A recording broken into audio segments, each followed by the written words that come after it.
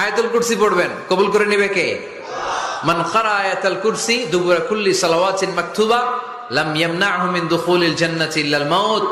প্রত্যেক ফরজ সালাতের পরে যে একবার করে আয়াতুল কুরসি পড়ে, তার জান্নাতে ঢোকার ক্ষেত্রে আর কোনো বাধা নাই। একটা জিনিস ছাড়া, মরণ। মরে না তাই জান্নাতে যায় না, মরলেই জান্নাতি। বৃষ্টির নিচে দাঁড়িয়ে দোয়া করো। বৃষ্টি যখন পড়ে, বৃষ্টির নিচে দাঁড়িয়ে আপনি দোয়া করবেন, দোয়া কবুল করবে কে?